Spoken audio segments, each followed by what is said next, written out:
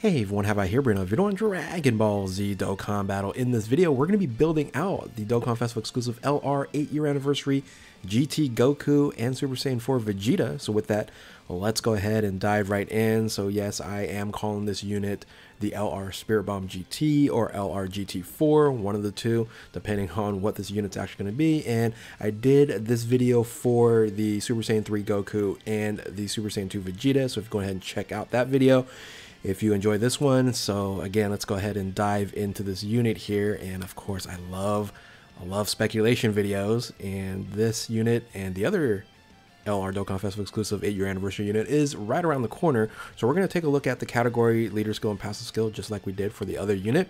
And I did mention that, you know, super attacks, if you guys want to be very, you know, OP and make this unit like ridiculous, let's just make this unit a stackable unit, right? So stacking unit, super attack there. Let's keep that in mind when I build out the passive skill. But let's go ahead and be logical about the categories and the leader skill as well. So let's go ahead and look at the categories that this unit should have based on the two units that we're looking at, which would be the int free-to-play Spirit Bomb Goku, and then also the LR Super Saiyan 4 Vegeta. So these two units are most likely where the categories are going to fall into, and you can see the amount of categories that these two units have. And of course, I had to add join forces because this is a join forces unit. So some of these overlap, and those that overlap is probably 99% certainty that it's going to be on the unit in of itself. So let's look at the other ones that might not fall into the category for the LRGT4. So let's go ahead and take out Goku's family and Vegeta's family, just like we did for the Super Saiyan 3, Super Saiyan 2. And I wish they would change this in the future. It would be beneficial for, you know, team building and things of that nature to add Goku's family and Vegeta's family on here. But as of right now, they're continuing to keep that separated. Now, Turtle School is going to be left out. Warriors Raised on Earth is going to be left out because that's just Goku only. I guess that's how they look at Goku's family and Vegeta's family as well. And then you look at Worthy Rivals and Gifted Warriors, which is more of a Vegeta category. So let's look at the categories that are similar or the same. So you have Shadow Dragon Saga, you have Pure Saiyans, you have I think that's it. Battle of Fate and Bond of Parent and Child. So those are most likely going to be on the unit here. So when you actually combine everything and take those out, it's going to look something like this: Shadow Dragon Saga, Pure Saiyans, Final Trump Card, Connected Hope. That's really going to be in terms of the Spirit Bomb, right? And that would make sense for them to have that category on there. Then you have GT Heroes, Bond of Friendship, Battle of Fate, Bond of Parent and Child. Saviors, right? I think they would add Saviors on this. I think Giant 8 Power, even though Vegeta is only at Super Saiyan 4 and Goku is not. Again, just to make this unit more flexible and useful, maybe they keep Giant 8 Power on there. Miraculous Awakening, the same thing. Power Beyond Super Saiyan, that's going to be a question mark. But again, because Super Saiyan 4 Vegeta is on here, they should keep that. And yes, Goku's not even in Super Saiyan form, he's just in base form. So is it Power Beyond Super Saiyan? Maybe not. I hope they keep that, because if they take out like Miraculous Awakening, Survivors, Power Beyond Super Saiyan, and then I did do a little star there, Kamehameha, every Dokkan Festival exclusive unit that has Goku and Vegeta on there, they're on the Kamehameha category. So hopefully that's going to be here as well, because Kamehameha is such a strong category and they continue to build on that. But if they took that out, they took Giant 8 Power out, they take out some other of these categories, it's not going to be overall useful for the crazy amount of categories we have in the game. So I hope they keep more than they take out. And in this case scenario, there's what, 1, 2, 3, 4, 5, 6, 7, 8, 9, 10, 11, 12, 13, 14. 14 is not all that much. And if you add the new category, if they do add a new category on here, that's going to be 15. Again, you look at like the EZA to LR Super Saiyan Goku transformation one there of recent, that's like 20 plus categories. And I don't think it's, you know, a hard ask to say, hey, add or continue to keep some of these categories that, yes, it doesn't relate to either Goku or it doesn't relate to Vegeta, but it's good enough to go ahead and keep that in there. So again, That's what we're hoping here for at least 14 to 15 categories on this unit. Now you look at leader's skill, I kind of kept it similar to the other unit that I did. I really think one of these units is going to be a final trump card 170% leader, because we don't have a final trump card 170% leader ever since it was introduced in the 5-year anniversary. We're in the 8-year anniversary. That's 3 years that we have not had a 170% or higher final trump card leader. Only a 150. Only 150 is all we had. So Connected Hope already has 170, but I think that's going to be part of this in one way or the other. And the first one is the exact same as the one I did before in the LR Spirit Bomb Z unit. So Final Trump Card Connected Hope 170, and then Join Forces Power Beyond Super Saiyan at 30%. Now in this case, we don't even know Power Beyond Super Saiyan is actually going to be on the unit, being that Goku's in base form. So the new category, again, I really think that second one is going to be most likely, right? So most likely new category, Final Trump Card 170%, Connected Hope at 30, and then Shadow Dragon Saga at 30%.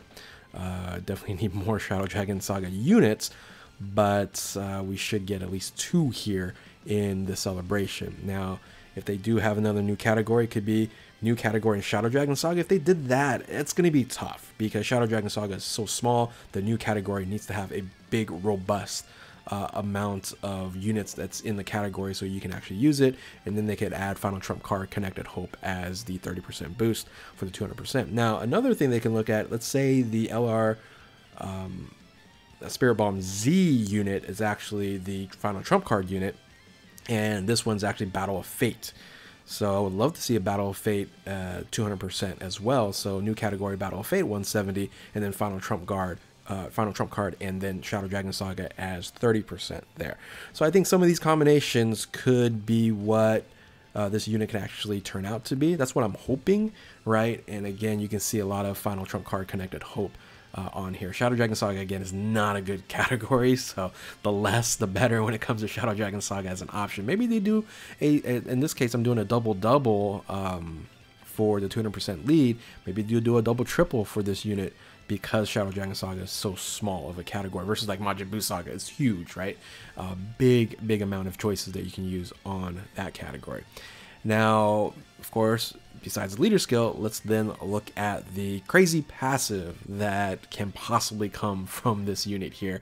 And I changed it from the other unit that I did, but it still corresponds a little bit to orbs and gathering orbs. So let's look at this unit here. So I would assume that we're going to see at least attack and defense 88% or 180% on this unit here. So I did add orb changing within this unit here, where I probably should have added it on the LR Spirit Bomb Z unit.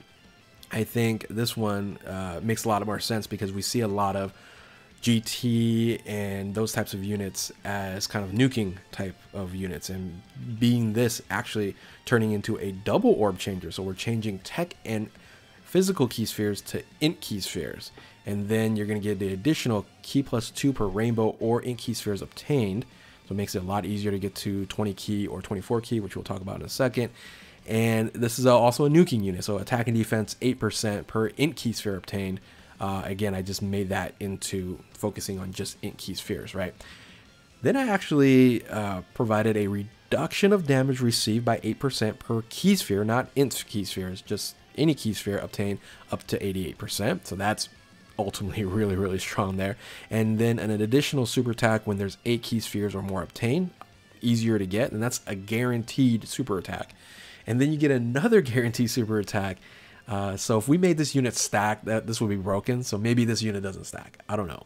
So launches an additional attack when key is 20 or more, and then attacks effectively against all type and key is 24. So I did use the ending part of the non-transformed 7-year anniversary on here. So I don't know if they'll regurgitate that again, but we see a lot of that in like Super Saiyan 4 type units, is, you know, having additional super attack, things of that nature when you have a certain amount of key. So that is basically the exact same thing as it does on the 7-year anniversary unit. So the active skill, I ended up saying, okay, let's, instead of doing, I think we're collecting orbs in the LR the LR Spirit Bomb Z unit, right? We're collecting orbs over there. This can be activated after 8.